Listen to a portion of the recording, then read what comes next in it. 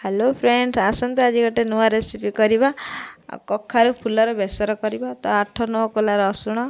एवं किछि कटा हितिबा ओदा आ सुकिला लंका किछि परिमाण रे सोरिष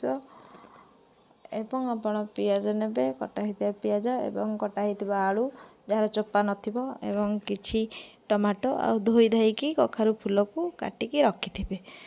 एवं कढ़ईटी की वर्तमान गरम करिकी तेल पकेदेबा तेल देहरे किछि लंका एवं पियाज को पकई ताको भलसे भाजी देबा पियाज टी ब्राउन हेबा जाई ताको हम भाजीबा तापर किछि मसला ऐड करबा ता देहरे बटा हितिबा मसला को पकई ताको घांटी देबा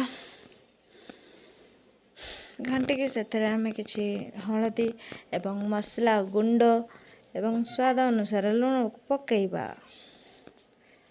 लूण को पकई सारिकी वर्तमान कटा हिथिबा आलू को पकई देबा टिके घांटी की ताको कवर कर देबा ता भितरे मो झियो ता डोरेमन को हिल पिंधे की खेलुची वर्तमान आसंतो देखिबा आलूटा कोन हेची आलू सिझिची कि नाही हमें वर्तमान चेक करबा आउ टिके हबो तो आम पुणी थे ढांकी देवा आ 10 मिनट पर पुणी आस बर्तमान 10 मिनट कंप्लीट हो जाए तो हमें देखा आलू हो जाए तो कखारू फूल को पकई देबा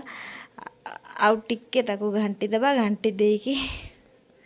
पुणी लूण टिके पकईदेवा कखारू फूल पई तो अल्प लूण पकेबे जेहेतु हम पूर्व पकई तेज ढांकी पुणी खोलीदेवा देखो कखारू फूल तक केमी आलू सांगे मिसी जाइए वर्तमान आम रेसिपी रेडी हम बर्तमान बाढ़ी के आपन को देखुचु कखारू फूलटी केमिति हेची एमिति वीडियो टिके देखिया पई हमर चैनल को लाइक सब्सक्राइब करंतु।